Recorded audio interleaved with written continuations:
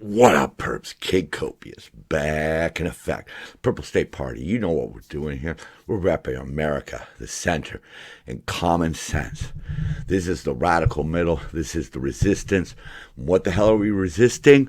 We are resisting all of this left or right bullshit.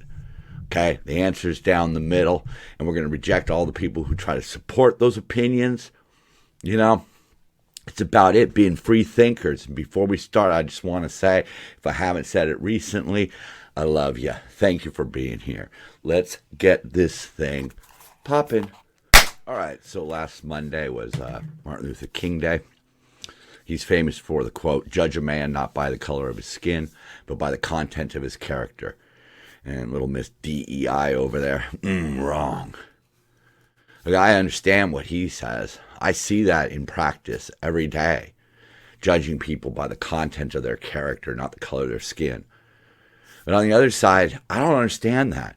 Diversity, inclusion, that seems like the same thing. White people are evil unless they are gay. See, a white man is evil unless he becomes a white woman, which, again, contradicts their entire side. Their entire side is just based on a bad foundation. Whereas Martin Luther King, right there, that makes a lot of sense, doesn't it? Martin Luther King was a very important figure to me growing up. It's one of the reasons why I don't understand all of the hatred, religious hatred, orientation hatred, racial hatred. Makes no sense to me. But on that other side, it's just a fucking cuckoo bean, you know? Like I said, if you're going to excuse a white person because they changed genders, that doesn't make much sense. But what they really mean by it is ignore the content of my character. Look at the color of my skin, or my sexual orientation, or my religious beliefs. Look at whether or not I can be labeled oppressed or oppressor. Because if we judge people on the content of their character, including their intelligence, we wouldn't have people like Kamala Harris. You know, I saw a PragerU video. Again, disclaimer, I don't agree with everything they say. Sometimes they make some really good points. It was about a black man. He was talking about how a lot of people in his community are told that you shouldn't really go to Israel. He went to Israel. He was welcomed with love and kindness everywhere he went. But he made a statement that kind of sums it all up. They use fear and lies to keep blacks in their place. That's what's really going on with the DEI people, the far left people, the inclusion and all that BS. It's to keep those groups in the box of the liberals, aka the Democratic Party. That's how it works. I mean, on the reverse side, they use hatred of blacks to get the right-wing vote, aka the Republicans. Why the hell do you think I'm purple? Because I believe in inclusion not to get votes, but because it just makes sense. You know, they go around talking about their DEI score all the time. You know, fuck that.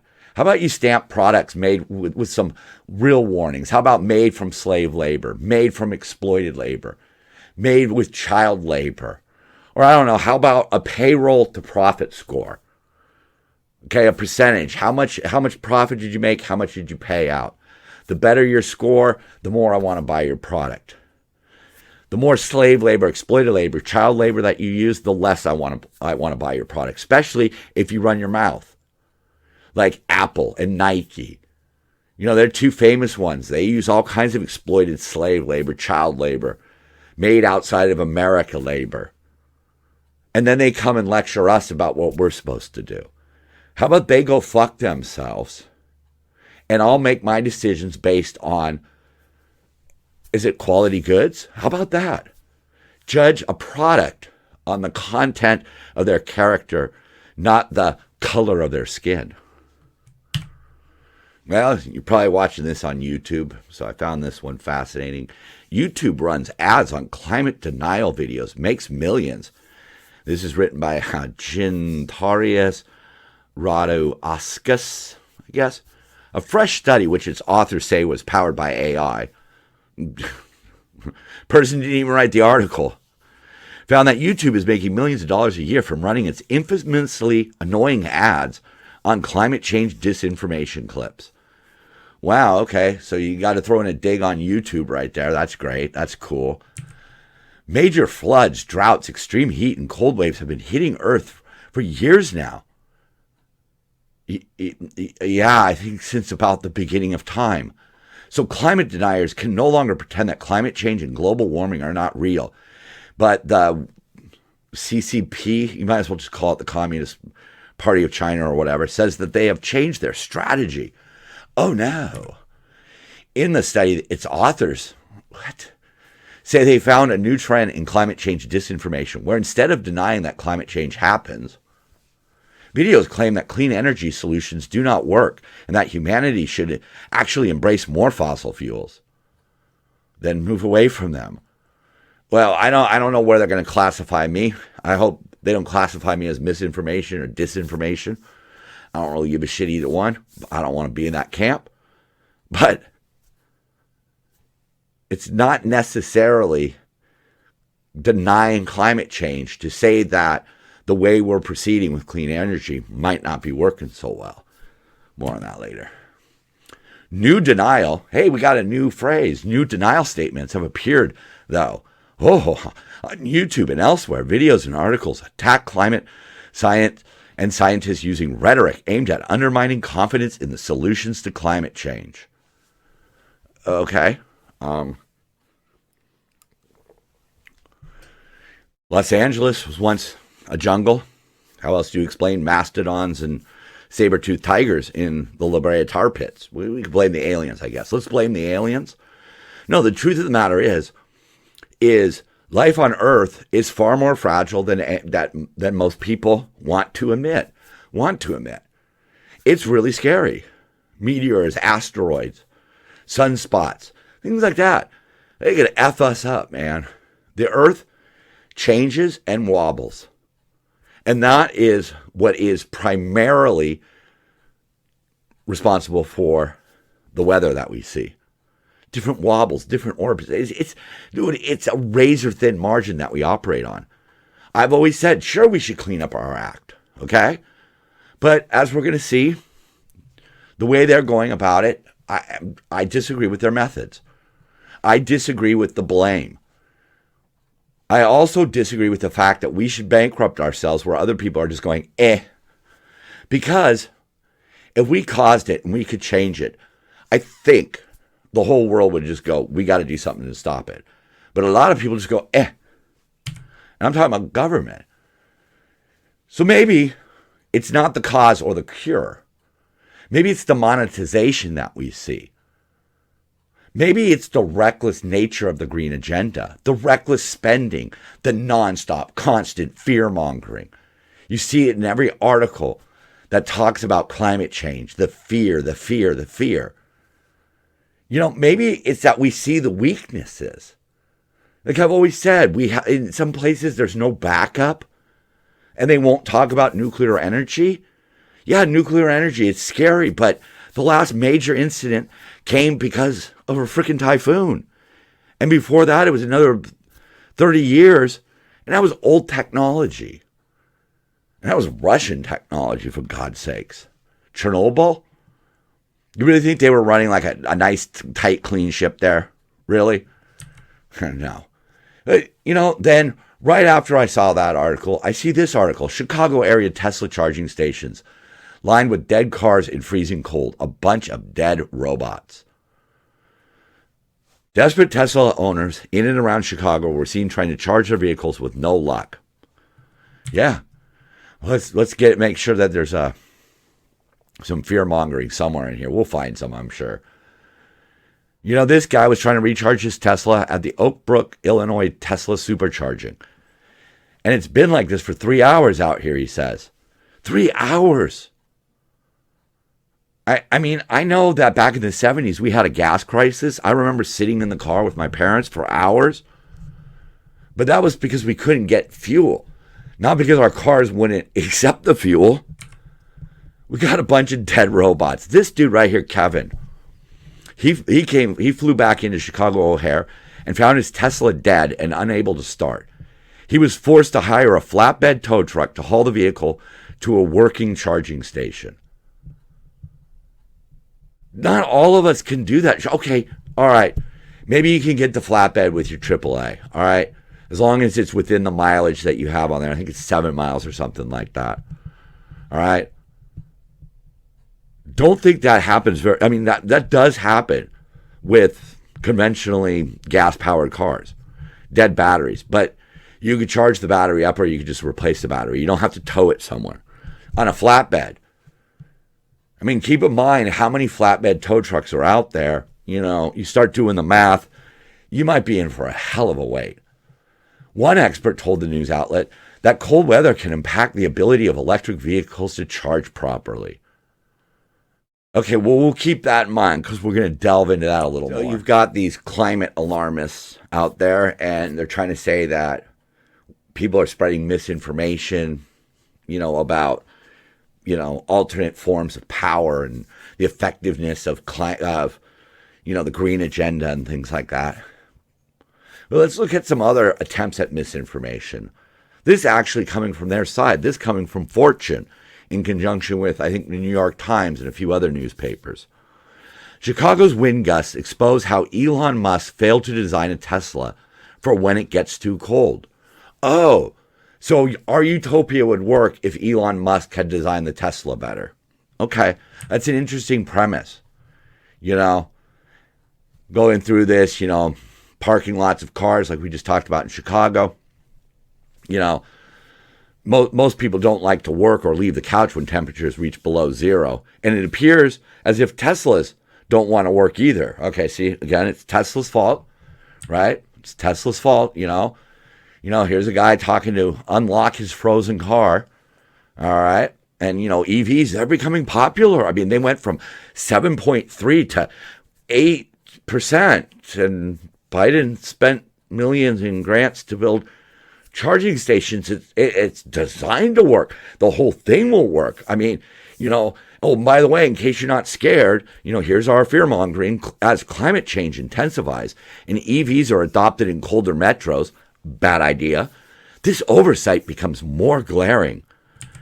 But then the dumbasses actually put in Richard Curry from the Register. The problem is that battery basics simply do not work in freezing conditions. Ions inside EV batteries travel between the positive and negative electrodes through a liquid electrolyte. When the ions move slower, when it gets colder, it creates greater resistance in the electrolyte, and therefore a faster draining battery. Oh, Tesla's batteries need to be kept warm, but the heat comes from the battery itself. So if you have a dead battery, you can't heat the battery up because that's how batteries work. It's chemistry, it's physics. It's not Elon Musk. Holy crap. They put it in the article, the fact that they're utterly wrong about how it's the battery. Electricity has its limitations. It's not a freaking miracle. Look at that. The Norwegian Automatic Federation found that cars lose about 20% of their range and need longer to charge during the winter. So this isn't going to work. This isn't going to work. And then at the end, they want to finish it off with a little more fear-mongering. The weather was part of a bomb cyclone. Some experts suggest that global warming plays a part in these extreme weather patterns as of yet. So as the planet gets warmer, winter gets colder. I'm kind of confused by it. I don't see the A to B connection there. If Musk wants his cars to go, he'll have to get his California girls, EVs, used to Midwestern cold. How? Defy physics and science, and chemistry and all that? It's the way it works. Electric vehicles are not designed for cold environments. They weren't designed. They were not designed to replace cars across America. What were they designed for? Tickets to most events here in California are very expensive. You have food and goods deliveries, right? So you don't have to go to the grocery store. You don't have to go to the liquor store. Have it all delivered. Amazon will take care of the rest. Need a new toilet? Home Depot will drive it over to your house. You get your EV or to drive to work, or maybe you work from home. They were designed so rich people don't have to mingle with commoners. So the elite doesn't have to mess with the peasants. Imagine it. You never have to run into a homeless guy at a gas station if you're charging your vehicle at home. And these are rich people. They put solar panels on their roof. They have a battery wall from Tesla. They take care of all of their fueling at home, cheaply produced by the sun. They just need to come up with a lot of upfront money, which most of us don't have. They don't have to mingle with the commoners at the gas station anymore. That's what they were designed for. They were designed for people who could wholly support them at their house. The charging stations, those were for the middle class elite people. The people who aren't really up with the elite, but they still think they're better than the peasants. It's that simple. That's what they were designed for. And you think they're going to replace gas engines because that you think that it's the miraculous unicorn. Let's change pace. Let's get into some serious shit here. This is from PragerU. Talks about a judo competition in 2016, Olympics, Brazil. An Israeli heavyweight judo fighter defeated his Egyptian opponent. The Egyptian then refused to shake the Israeli's extended hands. And if you want the short answer for why the Arab world is sliding into an abyss, look no further than this little incident. It illustrates how hatred of Israel and Jews corrupts every element of Arab society. Where's the inclusion, Egypt? And you won't find just hatred of the Jews as the explanation for Arab world's decline among journalists and academics. They blame colonialism, unemployed youth, the Sunni-Shia secular divide, and every other politically correct excuse they could think of. For them, hatred of Israel is treated just like sand in Arabia, just part of the landscape. The reality is that in the last 70 years, the Arab world has expelled almost all of its Jews, almost 1 million people, while holding on to the hatred. And over time, the result has proven fatal. A combination of lost human capital, expensive wars against Israel, and an intellectual life perverted by these conspiracy theories and a perpetual search to blame the Jews, essentially. Instead of learning from them, instead of becoming a better global neighbor, they just want to keep up their hatred. It's what keeps them elected.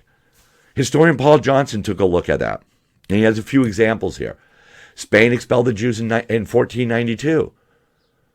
The effect was to deprive Spain of a class already notable for the astute handling of finance.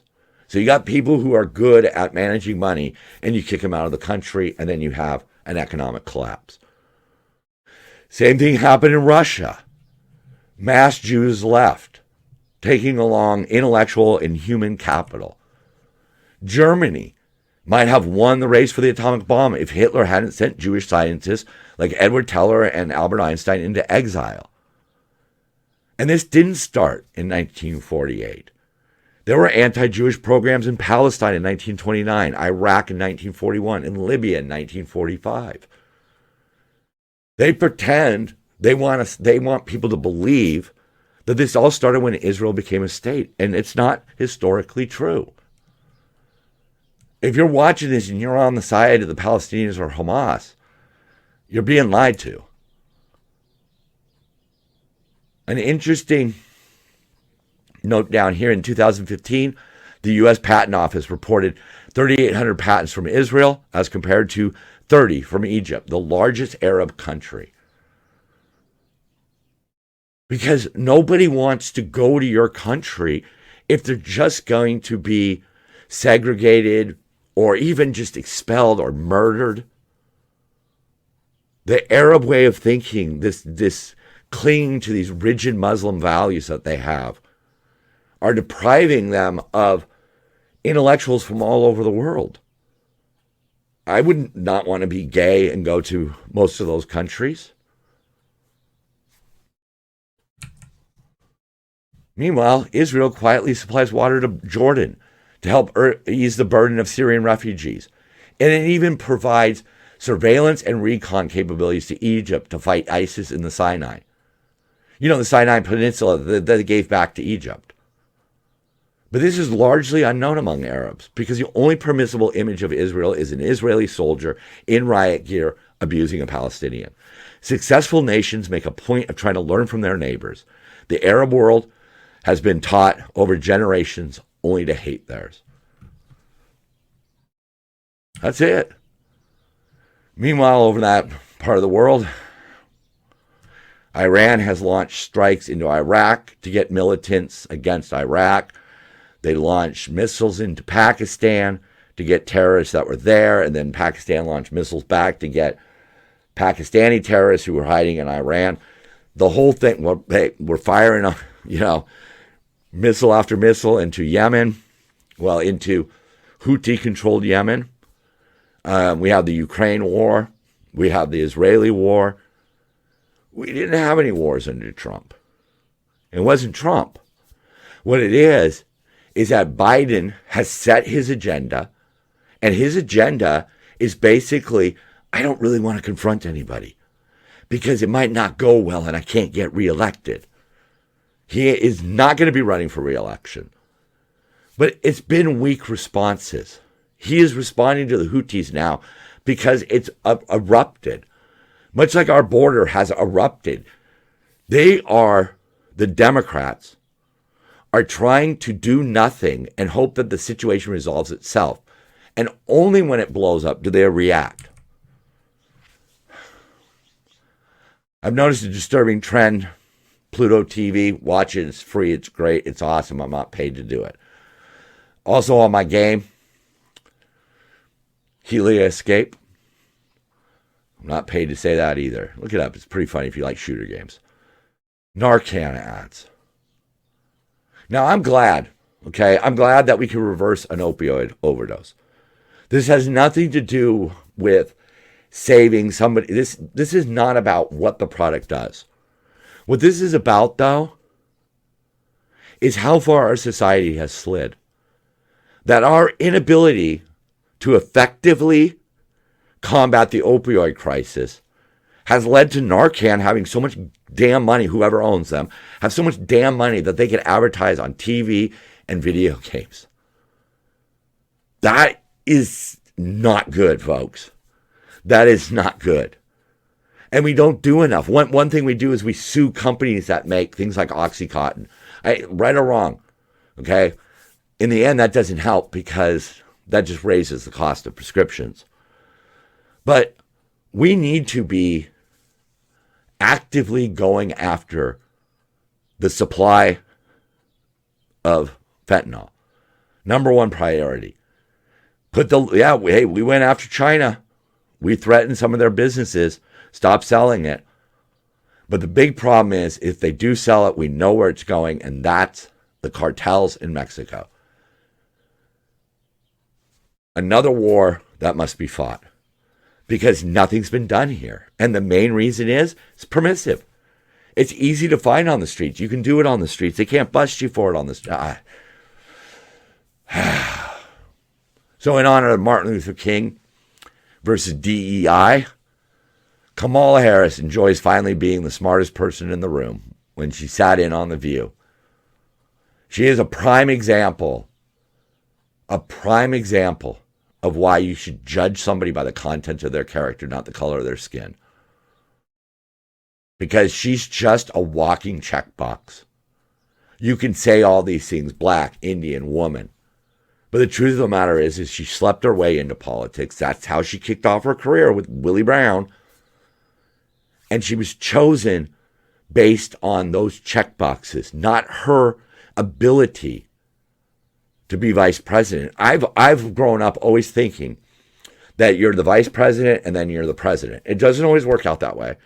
But it's like you're training, on-job training. She's the most incompetent candidate that I've ever seen. And I've been alive through Dan Quayle. This comes from Bronco, the legendary Bronco. DNA of America. Consent of the governor. Principles. Endowed by our creator. Merit, rights, blah, blah, blah, blah, blah. And the battle for her soul. America first versus America last. I do not think that those should be or will be the two candidates running for president. I would not be surprised if we have two different names up there. I hope one of those names includes somebody who's actually willing to take on the hard issues and do something about it. Risk being unpopular to do what needs to be done. And not just trying to placate the extremes or the check boxes. I want whoever's next to win the popular vote and the electoral college vote. That's what I would like to see. And I would really, really like to see it not be Republican or Democrat, because I don't think either side is anything more than a business at this point. All right? That's what I resist. They want to profit and make themselves super rich. And all they do to get our vote is say the right thing. No, it's time to elect people who do the right thing.